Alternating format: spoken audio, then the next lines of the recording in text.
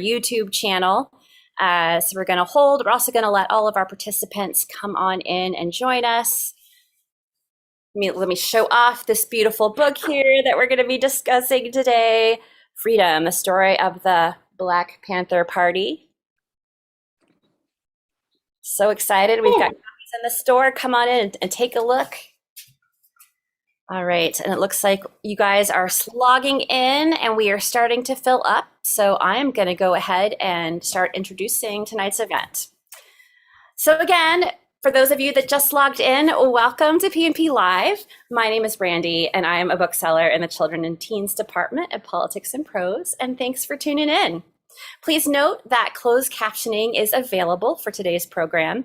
All you need to do is click the live transcript button that's at the bottom of your screen and select Enable Transcript. Today, we welcome author Jetta Grace Martin, who will be discussing her new YA nonfiction book, Freedom, the story of the Black Panther Party, with editor Nick Thomas.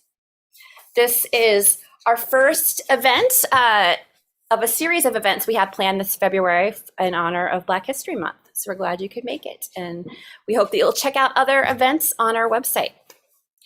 So let me introduce tonight's guest. We have Jetta Grace Martin, and she is a debut author from the San Francisco Bay Area.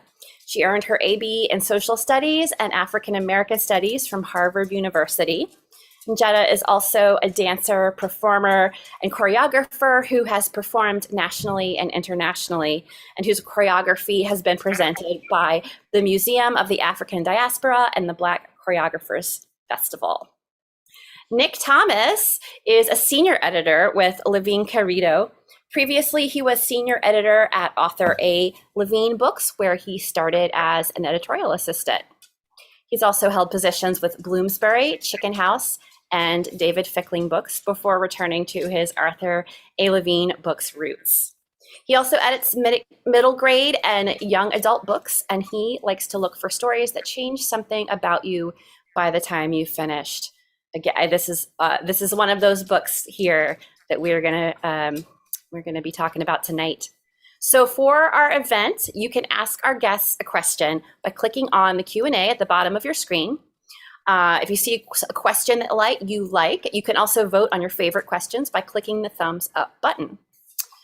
One last thing, you can purchase your own copy of Freedom, a story of the Black Panther Party. We're going to put a link to purchase the book on our website in the chat, so keep an eye out for that. All right, Nick and Jetta, I'm going to turn this show over to you. Awesome. Thank you, Brandy. Just want to say really quick, and I always say this, but you guys have been like big supporters of our company, Levine Carrido, since we first started out. So just want to say thank you so much, as always, for having us. Jetta Grace Martin, I'm so happy to be here with you. Could you start by reading a little bit from the book? Sure, I'm really excited to be here with you too. I mean, we've been working on this during this very special time, so I also can't wait to actually see you in person one of these days. Yes, as close as we're coming right now. So I'm going to read a little bit from the beginning of the book. We're all showing off the cover. And it's a beautifully designed book with gorgeous photographs. So I'm just going to read a little bit from the prologue and the beginning. Perfect. Prologue. There is an ancient saying, knowledge is power. The secret is this. Knowledge, applied at the right time and place, has the potential to change history. Knowledge is more than power. It's magic. That's what the Black Panther Party did. They called up this magic and began a revolution. In the beginning, it was a story like any other. It could have been yours and it could have been mine. But once it got going, it became more than anyone could have imagined. It's the story of Huey and Bobby, Eldridge and Kathleen, Erica, Elaine, Fred, and David. It's the story of the women and the men of the party, their supporters and allies, the community survival programs, and the 10-point program. It's about Black revolution, Black radicalism, about Black people in America. It's about loyalty, community, and sacrifice. It's about what it takes to be free. This is the story of the Black Panther Party. The prologue. It's a little prologue. I remember you wrote that, and I was like, "Damn!" Like, all right, she got the flat copy done right there. Like, that's a lot better than I could have. Well, it did take me a while. It's one of those things that it's short, but I went over that a lot because it's the first thing that someone's going to see, and I wanted it to have like poetry in it, and I would read it aloud, and I would change things around. So it's short, but it did take me a while. I'm going to come back to that, but first I want to ask you, how did this book come to be? Oh, that's a great question. So, my dad, Waldo Martin Jr., and his colleague, Joshua Bloom, wrote a book called Black Against Empire, which is a comprehensive history of the Black Panther Party aimed at quote unquote adult readers. And so they were approached by someone, yes, about writing a young adult history of the Black Panther Party. And so luckily, they felt like they needed someone else to help them with that vision and the writing of the book. And so they brought me on. And so that's kind of how this particular book, the inception of this particular book. And so we were building on a lot of the research that my dad and Josh did, and a lot of the conceptual, theoretical things that we came up with. We had these really long kind of creative conversations where we were trying to talk about what we wanted this book to be about and what we want to focus on, because their book is like some over 500 pages with the endnotes. Yeah. And so we had to figure out what we wanted our focus to be for young adult readers. Yeah, that's how it started. I remember when we they first introduced me to you, and I was like, it was, well, your dad was like, yeah, it's my daughter. I'm like, oh God, like, it's like, who the hell is this? Like, who are we bringing on here? And then they were like, here's some pages. And I was like, holy shit, she can really write. Like, oh my God. I was like, that was like the most wonderful, like, surprise and blessing. I was so nervous, like hitting send on that was like some of the like my palms were sweating. My heart was racing. I was so nervous because I was just like, because someone had to take a chance on me, and so I was just like, I just have to press send. But I was so nervous, and I was just so thankful and like excited for the opportunity, and that like you liked the pages. I mean, they're great. What's so great about this book is, like Josh and Waldo, are kind of like among probably the preeminent scholars on the Panthers, or certainly in that kind of pantheon. And I think, their book is, in its life is so influential and, so scholarly and so incredible.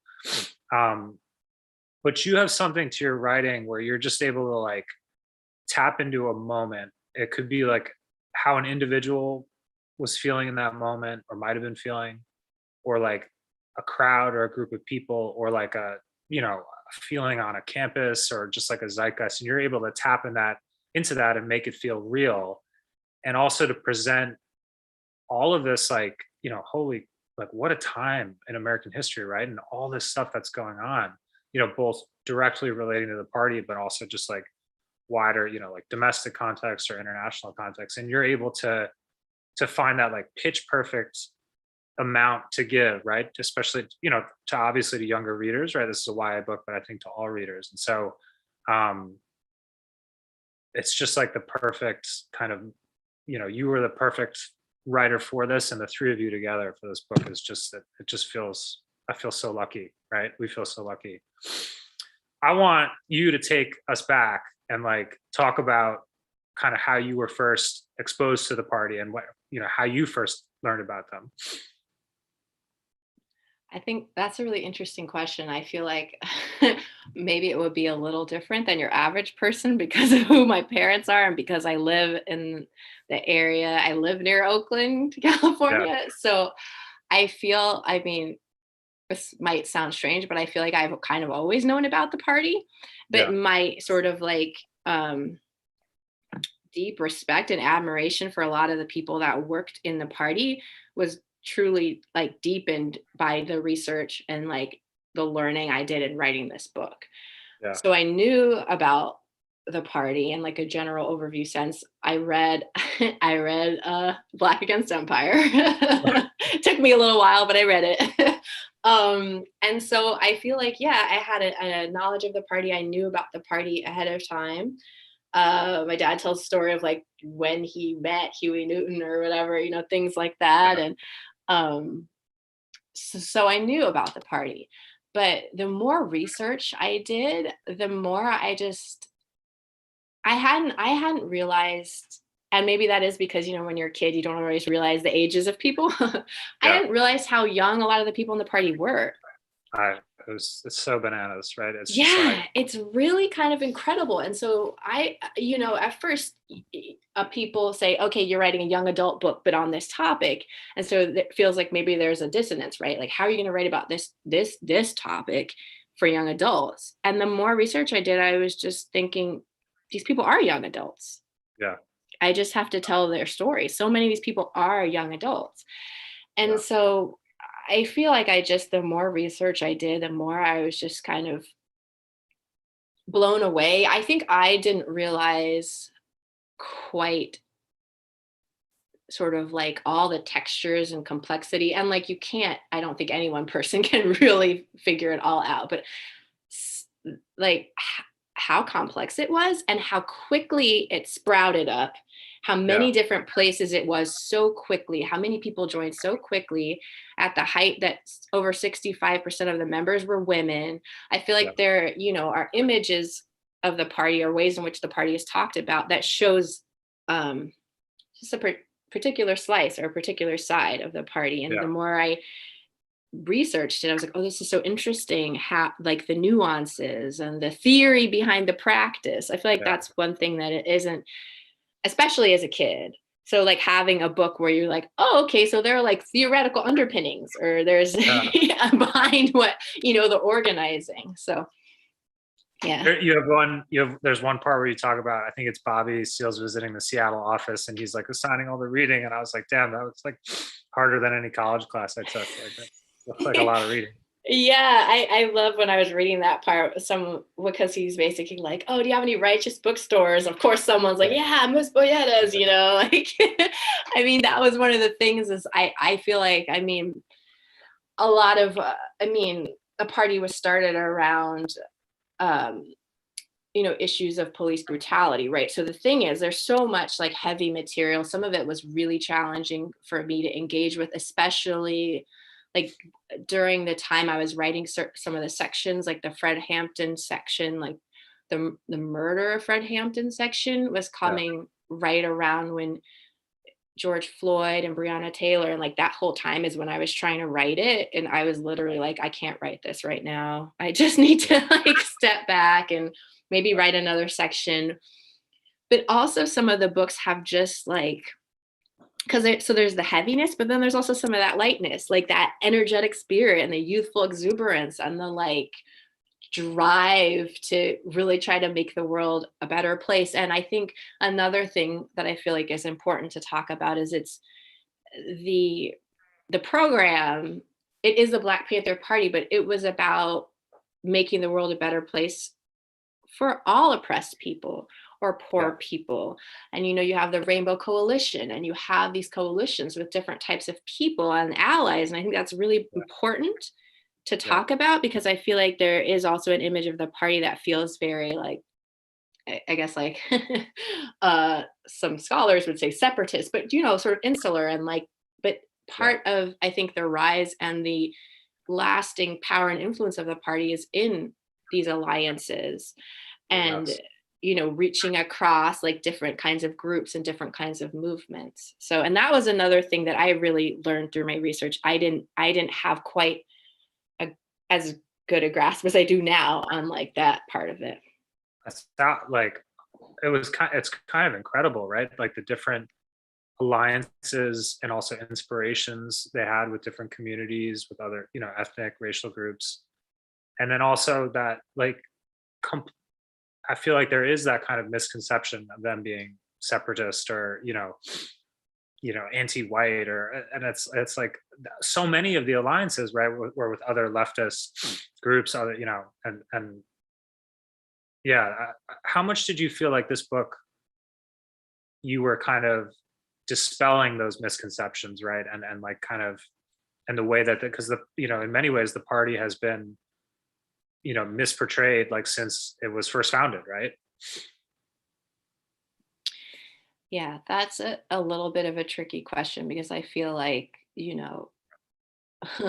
can only include so much in one book. Yeah. We're only three people and it's history. We weren't actually there. You know what I mean? So and I was thinking about this. So, I had a question about actually you and how much sort of like free reign you gave us and what you asked us for. And I was realizing that, of course, you provided structure and all these things, and like you had things that you wanted, but you gave us a lot of freedom to tell the story in a way we thought it should be told. And I was just like, I hadn't even thought about that until someone asked the question. I was like, wow, I'm extremely fortunate. And I'm working with someone who trusted us enough to sort of let us go in the direction that we thought Yeah. would be best. And so I do come from a family of teachers, but I don't feel like I was trying to make like a teaching book or I am like a myth buster book. I felt more like what I really was hopeful. I hope that people pick up the book, they read about the history, it gets them thinking about their own lives, and then it starts conversations. So I was just trying to present the history in the most sort of compelling and interesting way that I felt like I could. Yeah. I really focused in on trying to like write it really well because I really care about the craft. So that was one of my main focuses. But in terms of, being who I am, it was important that people know how involved women were in the party from the very beginning. So that was very important to me, showing that not just through what we wrote, but also through the visuals in the book.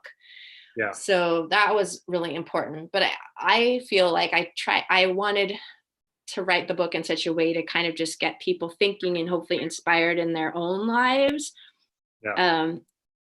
I don't know if I could do any myth busting, but I hope it's just that people, they feel like they're learning something, but not in like a didactic way. You know what I mean? Because I feel like when I was writing this book, I really wanted it to feel, because you and I have talked about this, I love reading fiction. And so I wanted this book to kind of flow. And one of my really good friends sent me a picture reading it, and she said, "It's a page turner." I was like, yes. I was so excited. Well, to go back to what, the prologue that you read, right? It's like where you use the term magic, right? What comes through in this book so clearly for me is like, obviously, there are some of these like central inspiring figures, right? So like Huey and Bobby and, Fred Hampton, right? Erica, Elaine, and others. But like, and it's important to talk about them, right? Because they were extraordinary people and they were really inspiring. But you have so much, you do such a great job of weaving in, words and quotes and the experience of just kind of everyday, the people on the boots on the ground, people in the offices, like answering phones, like distributing the newspaper, selling the newspapers, like doing the work.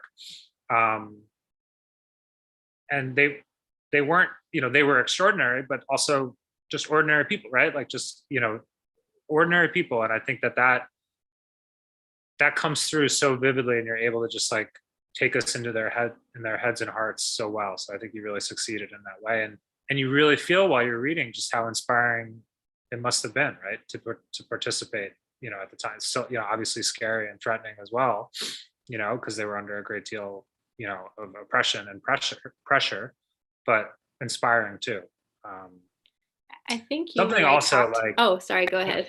No, you go. I was just going to say, I think you and I talked about this a little bit, but I really love that idea of sort of like the normal person or the everyday person, because I feel like that's who most of us are. So when you look at a book and you see it's more like seeing yourself. But the really interesting thing too about like Huey and Bobby is they were also like everyday people who did do, you know, like I feel like the party is made up of, and I like that term, like brothers on the block, like people who are just like people. And that was also really important to me when you're talking about kind of like changing the narrative or like myth. I don't know why I like to do this for the busting, but myth busting is I feel like there is often a focus on some like key members, but I really wanted to sort of say, and you know, some of the people like we don't even necessarily, you know as much about them, but I just wanted to kind of lift up their voices and be like,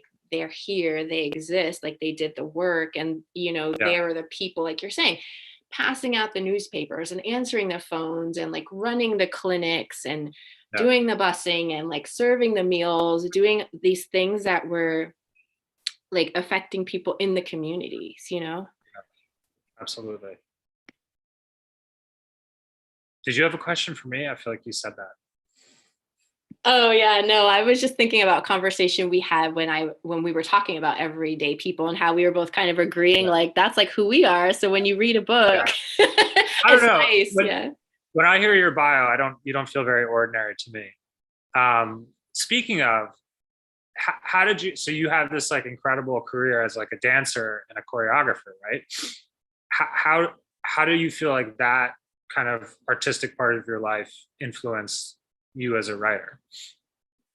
It was so funny because I had this question once before, and I definitely, for a sec, I just stopped and I thought, huh? Good. So you have a great answer then, I'm sure. I mean, technically, but I feel like a lot of the things that I love to do are communicative things. Like I think of choreography as just, you know, communicating with movement, and writing is similar. You're communicating with words, but I had a dance teacher who passed away, who I really loved in high school. And I did this dance. I thought it was so cool. I showed it to her. You know, you're in high school. You're like, oh, I'm so cool. You do the dance, you finish. And she says, okay, that's great, but it's just steps. You're just putting steps one right after the other. So where's the dance? And the dance is in between, and how you connect one thing from like to the next. And so I really relate that to writing. It's like, yeah, you are just putting words together, but there's such an art to that, and how you craft a sentence, and how, you know, the beats per measure, or like how the words affect you when you're listening to them or reading them. And I mean, I was really thinking about that when I was asked that question before, is yeah, you can just put steps together, you can just put words together, but there's something about the in between, and that's where the magic happens. And I would sometimes like sit and stare at sentences. This is like my confessional moment. I would sit and stare at sentences, like just one sentence, and say, you know what, this isn't quite right. Yeah. And then I would try to like do a synonym, like that's not what I need. I really need to just sit with a sentence and figure out like kind of like what the sentence wants to be. And as I also tend to write out of order, which is not great for history because it's in order, but I kind of write with kind of like what is calling me at the time. And so what happens is as the piece blooms and it starts to be more clear what it's about and where things go, then the words start speaking to you like, oh, this is the way this sentence needs to be, or this paragraph needs to feel this way. Yeah, definitely something about and I know it sounds a little funny, but like the in between of the words, like what is it saying to you, and what kind of structure does it create as like a whole thing, sentence by sentence. I did a lot, and we worked together on this too, about how the structure of it, how many parts does it have, and I love your face. You're like, yes, we did. It was a lot of time, but yeah, I mean, it's hard. It was like a 150 thing Rubik's, because like going back to what we were talking about earlier, like there's just so much great like stuff going on at the time, and there's so much like context, right? And then like it wasn't like this like linear, and then they decided this, and then this happened, and then it was like all tons of different things all happening all at once, you know. And how do you what's the best way to present, you know, to talk about that and present that? And that makes me think of how we were talking about how, yes, we want this to be a chronological book. Yeah. But there were times where we would jump a little bit, so it would make like thematic sense. But Yeah. we mostly did it in a chronological way, which did mean that, you know, you would have like some dates where so much was going on, you know, and you Yeah. would jump to like the international section in Algiers, and then you would jump back to LA, and then you would jump to like another place within like 24 hours or something like that, just because of the way the party was mushrooming at a particular point in time. Absolutely. Speaking of like the organization of the book, talk a little bit about the photographs, right? And how you thought about, and just like and the importance of imagery with the party, right? Yeah. Oh, wow. Okay. So that's a huge, okay. I feel like you might have to ask me some of the parts of that question again, because that I thought so many things at once. But I love that the book is in black and white. I love, I hope someday I get to meet John Key too. I love the typeset. Yeah, quick pause. Yeah. John Key, who designed the book, is this incredible black designer, and he basically designed the book it feels like an old broadsheet, an old newspaper that you would read, right? Like with the fonts and just the way that it's organized. And actually, I think his displays font that he used was by this really great type designer, Seale. Yeah. It's set in Bayard, a sans serif designed by Seale's vocal type, inspired by the signs from the 1963 March on Washington. So it's just everything about it is very evocative of that era, right? Yeah, I mean, it's interesting when you see it before you hold it in your hand, but you kind of see it laid out. It's like, oh, a real book. But when you hold it in your hand, like, I feel like the book, I'm just so, once again, I'm appreciative to you and to the team, because I feel like the book is just like a work of art. I joke with my family, I probably shouldn't say this here, but I joke with my family that I could have just been like, blah, blah, blah, and people would still be like, look at this beautiful book. Because it's totally gorgeous. But I love that the photos are of real people. I feel like it really like puts you down into the time. I had so much fun when you first sent me that Pinterest board, and I was such a Luddite, and I was like, I don't know how to do Pinterest. But when we started doing the Pinterest board together, I thought, look at all these amazing things. And then, you know, you need copyright and you maybe can't get every picture you want, but there are some gorgeous photographs that say things that words can't. And that's another thing, knowing from being a dancer and a choreographer, there's some things, and that's the beauty of different art forms, there's some things that words can't say. So you can say it through a visual or through movement. And so I thought, I loved like looking at the photos, leafing through the photos together. I really appreciated that when I came back to you and I said, we need more women right away. And you were like, okay, yes, we'll do that. Right. I was like, we're on some faraway page. I'm like, we can't have this. But I love the look of the book. And I think we geeked out about this over the phone for some amount of time about the typeset or the font. Oh, I love it so much, because I feel like even the font gives you a feeling. So yeah. 1,000%. And shout out to my assistant, Irene Vasquez, who really helped with the securing the photos, which is no small task. We were like, literally, so there's this incredible photo. I forget what chapter it is. It's the COINTELPRO chapter, and it's basically this like FBI, here it is. It's like is this the one that gives me chills? Yeah, where people are numbered. The first time I saw this, Nick, I had literal chills. And at first I couldn't understand why some people were numbered and some people weren't, but they already know who some people are. Lane and Erica, right? And like, and like it came in at like the last second we got approval. Irene was able to secure it. So shout out to them. But to the point, like that picture says so much. Yeah. You know, like what, I don't really feel like there's an accurate way to capture that in words, what that's showing, you know? Yeah. And just to clarify for the audience, like that's like an FBI COINTELPRO, you know, surveillance photo, you know, of them, which, you know, the book goes into a great deal of detail about just like how much focus the FBI put on, you know, eradicating the party. So we have a couple audience questions, and they're really good, actually. This one's from Katie G. Did you feel you needed to tone down any of the content from the adult version, or do you feel it's more important to let the youth see everything? And I also wanted to ask you, like, did you feel any pressure, like in terms of like, because I feel like maybe historically, you know, POC authors, Black authors may feel like, all right, if I'm, you know, this is like a white publishing establishment or a white, you know, book selling establishment or whatever. Like, was there any feeling or pressure to like kind of adjust the writing, or did you just like blow right past that and say?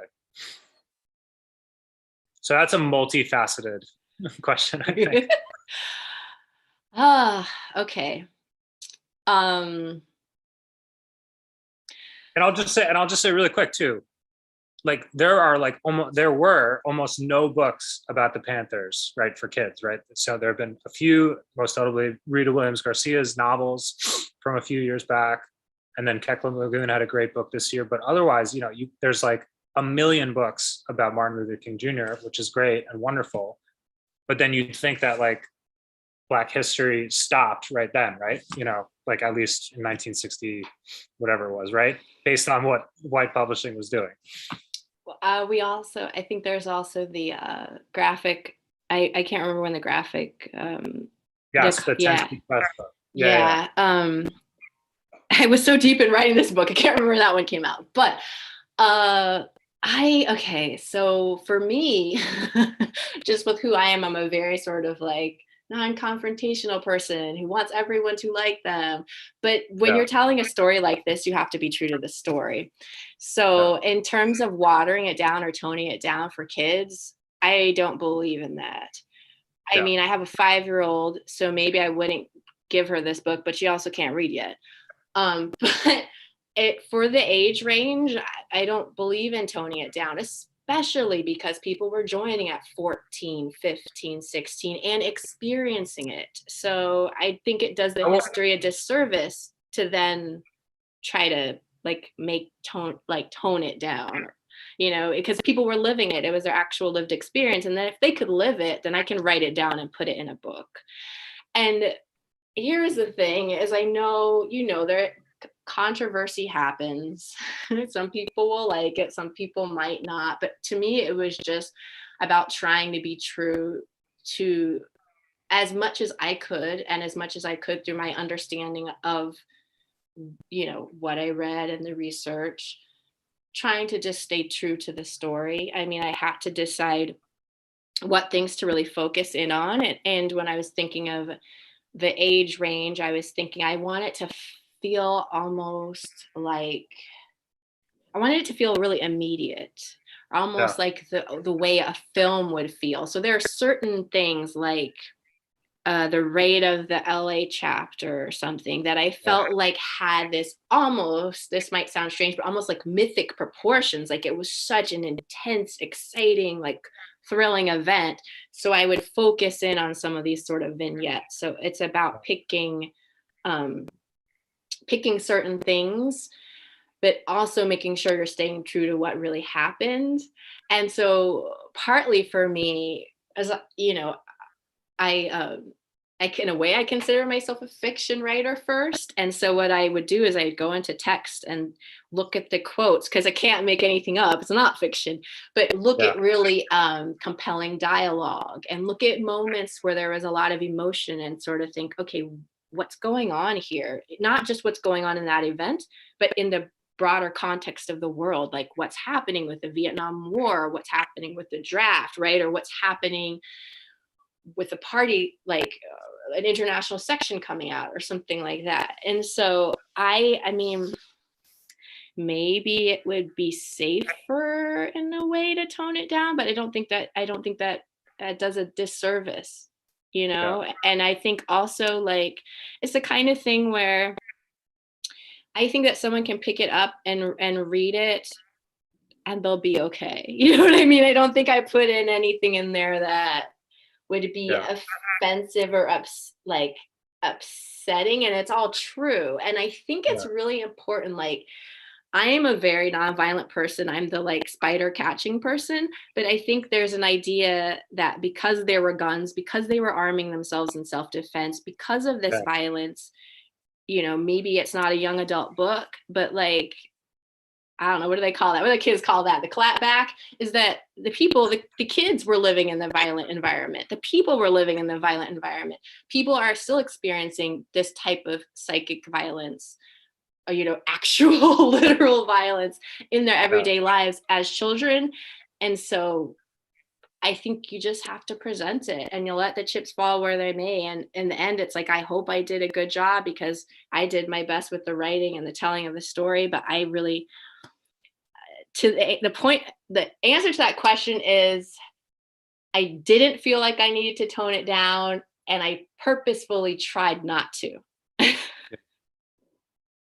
I love that. And, you know, like how old was Bobby Hutton, right? He was like When 16. he was murdered, so he was the first recruit, and when he was murdered, he was 17. Yeah. And you know, the LA raid, right? I think most of the people there, right, were like 17, 18, Mhm. 19. Yeah. And when Fred Hampton was killed, he was 21. These, Yeah. you know, so. Yeah. Allegra asks, can you talk about the successes and failures of the Black Panther Party as they apply to current social justice movements? And I think that that's a great, you know, kind of building off of that is, you know, why do you think that the party has had such a lasting legacy, you know, over the past 50 or so odd years? Yeah, that's a very. Did you say Allegra? I feel like I could answer that. Allegra, that's like a 2-hour long question, but let me see if I can. Because I do know this is like one of my points of pride. I get excited. Is on the back of Black Against Empire. There's a quote from one of the co-founders of the Black Lives Matter movement saying that they read Black Against Empire and were partially inspired to start, you know, that movement. And I think that part of the reason I feel like this type of history is really important is it's part of a continuum. So like, yes, this happened in the past, but the conditions that created this, they have changed and shifted in some ways, but they're still present. They're still around us. There's still police brutality. There's still racism. There are still people who are living in poverty. There's still, you know, food insecurity. There's still people who need safe places to live there and clothes on their backs. And I mean, the free healthcare clinics, this idea that having healthcare is a right, not a privilege. Like being able to take care of yourself is a right. Being able to get help so you can feel better is a right. I mean, we're still dealing with all of this now. And so I think that someone asked an interesting question about how like the Black Lives Matter movement in comparison to the Panthers and what would the Panthers think about the Black Lives Matter movement, vice versa. Would the members of the Black Panther Party be in the Black Lives Matter movement? And I was like, you can't decontextualize them. They're in their specific time periods. Yeah. But they're part of a continuum. In the book, we call it the long freedom struggle or long Black freedom struggle. But I think one thing that's interesting about the Black Lives Matter movement in contrast to the Black Panther Party is the Black Panther Party was hierarchical and no one was appointed. There weren't like votes. And then like, okay, we all vote. And then Nick becomes the chairperson. It wasn't like that. People were assigned roles and it was very hierarchical. And the Black Lives Matter movement is decentralized purposefully. And I think that in some ways that like that model works better because there were a lot of problems with like, okay, so this person, especially with Huey, because he was incarcerated for a long time, came back out, was supposed to assume back control of a party that had really changed over that period of time. And people were really excited, like, oh, you know, and had built him up to be something almost more than just like one person. And so it comes back out, everyone's ready for something to happen, the revolution to happen, and it doesn't. And so when you have a decentralized movement, you don't have that where it's like one person is in control making all the decisions for everyone, and everyone might not agree with that one person making all of the decisions. Yeah. So I think that's like a direct like a difference, if you would say, but also like these tactics have to be different because the Panther Party armed themselves in self-defense legally to begin with. Yeah. Yeah. We do not live in the kind of society now where that would be an effective tactic. Yeah. So I think my hope is that people read a book like this and get inspired to take the spirit of activism or the potential for revolution and change into their own lives. Like, I go to this high school. I really want there to be gender neutral bathrooms. Like, I'm inspired that people stood up for what they wanted, and this is something that's important to me.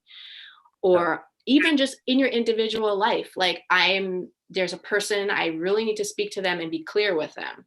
And that's what I will do. Or I'll go out and make this community garden plot. I don't think it has to be even directly related to the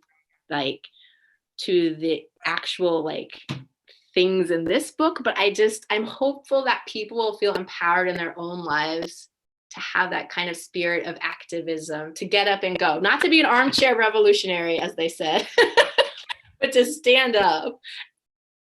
I can't remember which one of you three said this too, but it's also, through different tactics, creating conditions where business as usual can't go on, right? And where change has to happen, which I think is a really great way to think about it.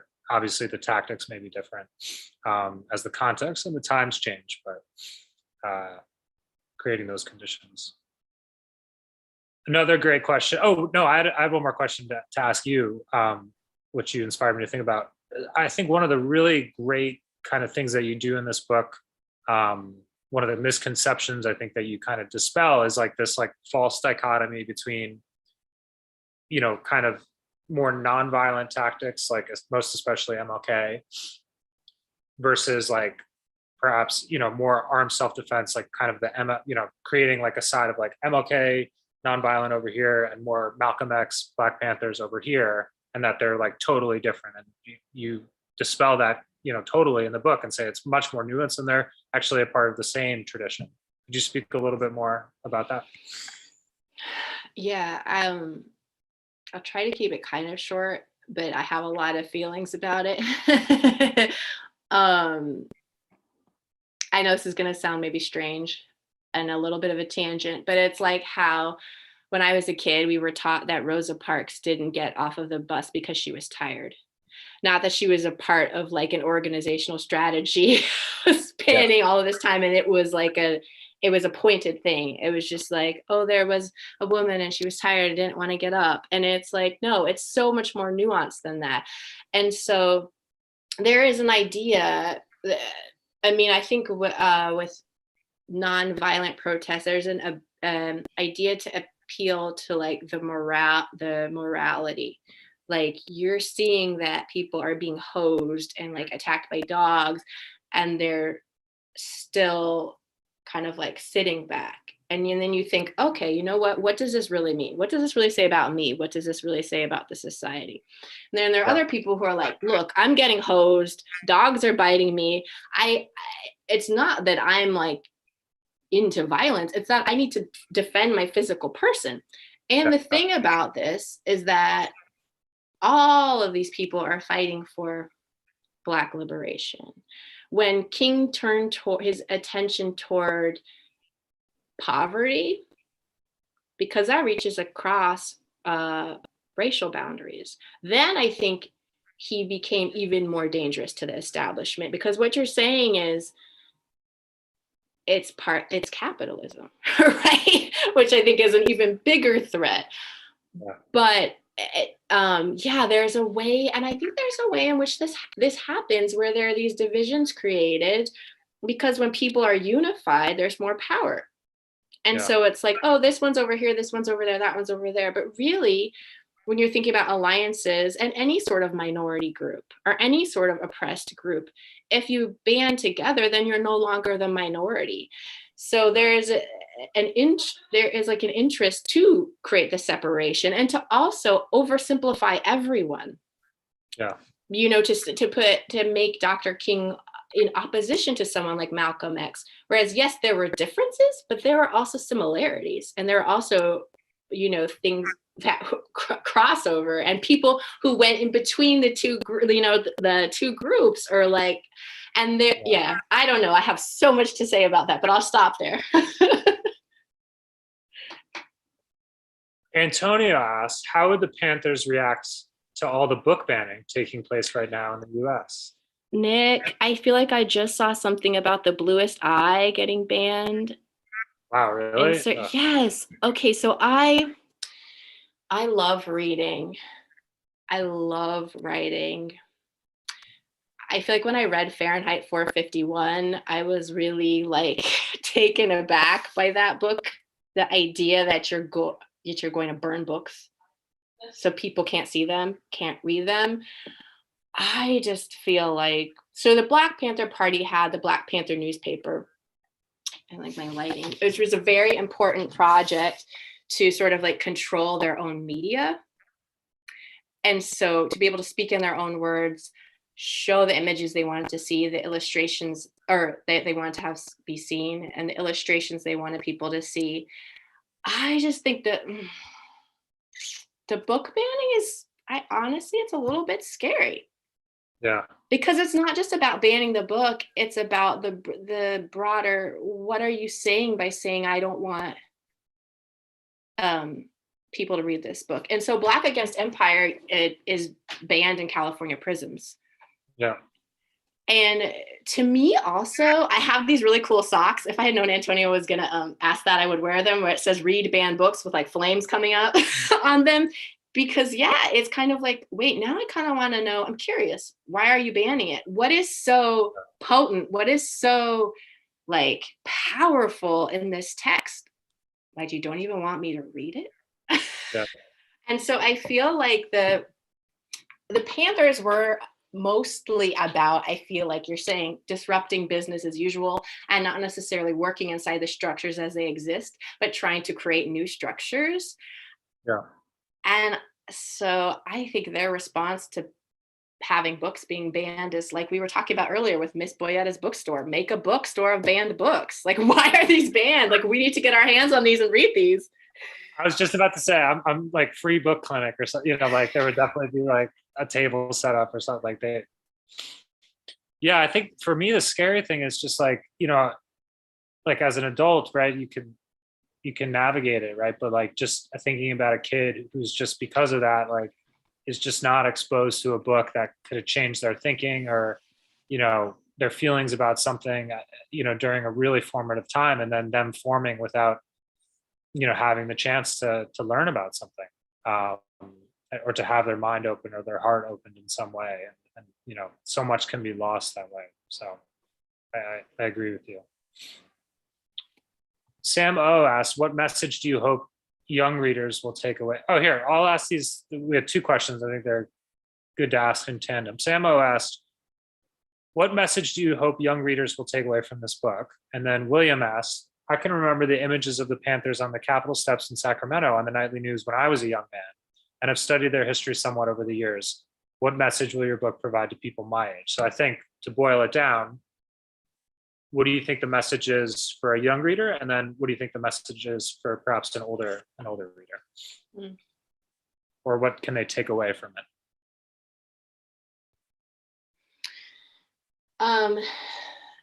So I think I was on a Zoom call about the women of the Black Panther Party mural, and Erica Huggins was on that Zoom call. And this was before I had finished writing the book.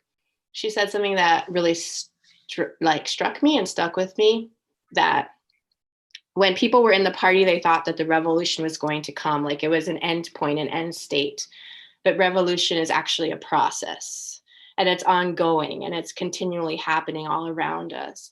And so I would say that for readers of all ages, I think that's really important. For the people who actually experienced the history, and saw it happening, I'm going to back up a little bit. I think it's really important, actually. How do I put this? These two questions, these two individuals, the younger reader and the older reader, to be in conversation with each other, right? Yeah. Because some people were actually there, they experienced it, or they saw it on TV, versus people who are only reading about it. I mean, I'm really hoping that when people read this book, what it does is it starts conversations. Like, I hope it gets into book clubs, or I hope it gets into schools where people want to talk to one another about their experience of reading the book, and maybe also their experience of things in the book. So I think it would be really great if it kind of could like bridge the gap of like, because I also think that's great, like hearing different voices, people of different generations talking to each other about their experiences. I really would hope that young readers especially would be inspired to continue to start a spirit of activism. But I would also hope that anybody of any age would feel that. Like, I mean, I felt a little inspired when I finished the book. And so I kind of hope, I really hope that people feel empowered when they read it, that they learn something. But a person of any age, I hope they feel empowered. And I don't mean that everybody has to go out and like start a revolution, but I mean, you can even just start something small in your own daily life. Some small thing that you can change in your own life. Like when someone says, "How are you?" and rather than just saying fine and moving on, maybe you actually engage with the person and figure out how they really are. You know, something like that. I don't think it has to be that you have to go to the Capitol. I don't necessarily think it has to be something like that. But I mean, you asked that question in tandem makes me really excited. I hope that people are talking across generations. I feel like that's really important. I gave a talk where one person was saying, you know, I was there and I remember the time when this happened, and like hearing about it is like exciting and reinvigorating for me. And I think it's really great for someone of that age to be talking to someone who's 12, who's living in a different context, but who is experiencing, there will be parallels, who may be experiencing similar things, and they can talk about it together. So I'm glad you asked the questions together. I love what you said about that it's ongoing, right? And that it just keeps, you know, that, and that doesn't mean there aren't successes, right? But that it's just, there's all, you know, the torch is passed on through the generations. It also looks like there's a giant torch outside of your window. Like the sun is shining. Like, take me to California, geez. I mean, I think for me, like, when I think about this book and reading it, it's like, I'm like, fuck, I wish I had this when I was a kid, right? And it's just like, I think all generations can ask themselves, like, why didn't we, right? And it's like, why can't we talk about history, you know, all history, and do it in a nuanced way, and as great a way as you and Josh and Waldo have done it here. And I think that that's a really interesting conversation and just discussion to have, you know, the way we talk about history and the way it's done poorly, and then when it's done really successfully and wonderfully. I know we're almost at time, but I just also want to jump in and talk a little bit about being curious and asking questions, because I feel like I was the kind of kid that was like, I'm reading something and it's true, or someone's telling me something and it's true. But I think part of it is like, okay, I'm going to read this book, and then I'm still going to ask questions, or being inquisitive, and knowing that just because you're reading something in a book doesn't necessarily make it the truth. You know, it's history. Like we weren't there, you know, and everyone also, when they recall history, has a subjective like recollection of the history. So to really, that spirit of questioning and inquisitiveness and curiosity, I think is also really important for people of all ages, and to not just take something as like the literal truth, but use it as like part of the set in your toolbox to engage with your world and to engage with the people around you. You're here. That's a great point to wrap up on. I know we could continue talking about this for hours, but I think the sun is setting on you, Jetta, so we might just have to call it a night. Thank you so much again, both of you, for having such a wonderful conversation, and I certainly hope that that this book will inspire that kind of curiosity that you mentioned. And I love the idea of the book inspiring young adults to talk to their parents and grandparents about, you know, what their memories are of this particular time, and opening a dialogue. All right. Well, everyone, thank you for those wonderful questions. You could still click on the link in the chat to purchase your copy of Freedom, the Story of the Black Panther Party. And as an independent bookstore, we really appreciate the support. We've also got it on our shelves, so come on in and visit us anytime. You can learn about our other upcoming events in the Children and Teens Department by visiting our website, which is politics-prose.com. Just click on the Children and Teens tab, and then click on the events. Click on events for a calendar of all of our upcoming events. And you can also view past events, including this one, on our YouTube channel. All right, Jetta, Nick, thank you so much. And we hope to see you all again soon. Thanks, everyone.